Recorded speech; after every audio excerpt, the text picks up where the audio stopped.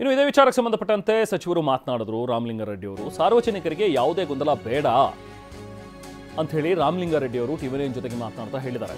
ಅಂದ್ರೆ ಯಾಕೆ ಗೊಂದಲ ಬೇಡ ಅಂತ ಹೇಳಿದ್ರೆ ಸಾರಿಗೆ ಇಲಾಖೆ ಪರ್ಯಾಯ ವ್ಯವಸ್ಥೆಯನ್ನ ಮಾಡಿದೆ ಅಂತಾರೆ ರಾಮಲಿಂಗಾರೆಡ್ಡಿ ಅವರು.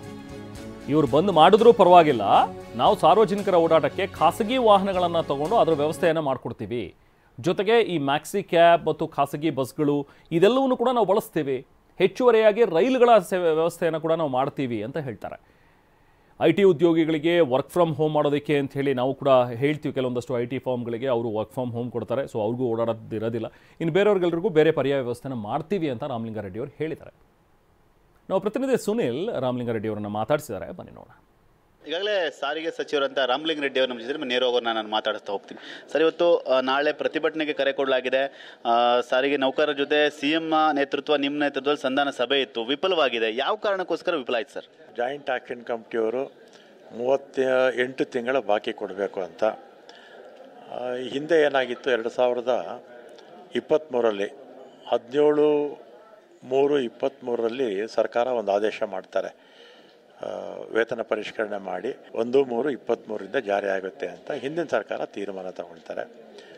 ಅದನ್ನು ನಮ್ಮ ಚೀಫ್ ಮಿನಿಸ್ಟ್ರು ಆದೇಶ ಈ ರೀತಿ ಆಗಿರೋದು ಅಂತ ನಮ್ಮ CM ಇಲ್ಲ, ಅದು ತಪ್ಪೋದು, ಹಿಂದೆ ಆ ಸರ್ಕಾರ ಆದೇಶ ಮಾಡಿರೋದು 1/1/20ರಿಂದನೇ ಕೊಡಬೇಕು ಅಂತ ಅವರು ಸ್ಟ್ಯಾಂಡು.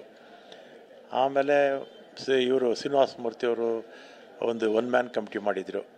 ಅವರು ಕೋವಿಡ್ ಸಂದರ್ಭದಲ್ಲಿ ಸರ್ಕಾರ ಆಗ 9,000 ಕೋಟಿ ಕೊಟ್ಟಿತ್ತು, ಸ್ಯಾಲ್ರೀಸ್ಗೆ, ಡೀಸೆಲ್ಲು ಇದಕ್ಕೆಲ್ಲ ಕೊಟ್ಟಿದ್ರಾಗ 9,000 ಕೋಟಿ ಕೊಟ್ಟಿದ್ದರು. ಈಗ ಇದನ್ನು 1/1/22ರಿಂದ 14 ತಿಂಗಳು ಕೊಡಿ ಅಂತ ಒಂದು ರೆಕಮೆಂಡೇಶನ್ ಮಾಡಿದರು. ಅದನ್ನು ನಮ್ಮ ಮುಖ್ಯಮಂತ್ರಿಗಳು ಆ 14 ತಿಂಗಳು ಕೊಡೋದಕ್ಕೆ ಒಪ್ಪಿಕೊಂಡು 718 ಕೋಟಿ ಬಿಡುಗಡೆ ಮಾಡ್ತೀವಿ ಅಂತ ಹೇಳಿದ್ದಾರೆ. ಅವರು ಜಾಯಿಂಟ್ ಆ್ಯಕ್ಷನ್ ಕಮಿಟಿಯವರು ಇಲ್ಲ 30 ತಿಂಗಳದ್ದು 8 ತಿಂಗಳದ್ದು ಕೊಡಬೇಕು ಅಂತ ಅವರು.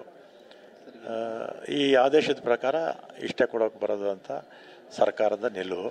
ಈಗ ಆಮೇಲೆ ಒಂದು ಪಕ್ಷದಲ್ಲಿ ಈಗ ಹೋರಾಟ, ಕೋರ್ಟ್ ಕೂಡ ಒಂದು ಸ್ಟೇ ಕೊಟ್ಟಿದೆ. ಹೋರಾಟ ನಡೆದ್ರೆ ಸಾರಿಗೆ ಇಲಾಖೆಯಿಂದ ಪರ್ಯಾಯ ವ್ಯವಸ್ಥೆ ಹೇಗೆ ಮಾಡ್ಕೊಂಡಿದ್ದೀರಾ ಅಂತ? ಯಾಕೆಂದ್ರೆ ಸಾರ್ವಜನಿಕರಿಗೆ ಸಾಕಷ್ಟು ತೊಂದರೆ ಆಗುತ್ತೆ, ವೀಕ್ ಡೇಸ್ ಕೂಡ ಹೋರಾಟ ಇರೋದು, ಎಲ್ಲರೂ ತೊಂದರೆ ಆಗುತ್ತೆ ಅಂತೇಳಿ ನಾವು ಹತ್ತತ್ರ ಒಂದು 23,000ಕ್ಕಿಂತಲೂ ಹೆಚ್ಚು ವಾಹನಗಳು, contract carriage buses, private buses, ಮತ್ತು PSVಗಳು, ಮತ್ತು EAV, ಮ್ಯಾಕ್ಸಿ ಕ್ಯಾಬ್ಸು ಎಲ್ಲ ಸರಿ ಒಂದು ಹತ್ತತ್ರ ಒಂದು 30,000 ಬಸ್ಸಸ್ಸು ವೆಹಿಕಲ್ಸ್ನ ಅರೇಂಜ್ಮೆಂಟ್ ಮಾಡ್ಕೊಂಡಿದ್ವಿ. ಆದರೆ ಕೋರ್ಟು ಈಗ ಯಾರೋ PAL ಹಾಕಿದ್ದು, ನಾಳಿದ್ದು ಹಿಯರ್ ಮಾಡ್ತಾರೆ.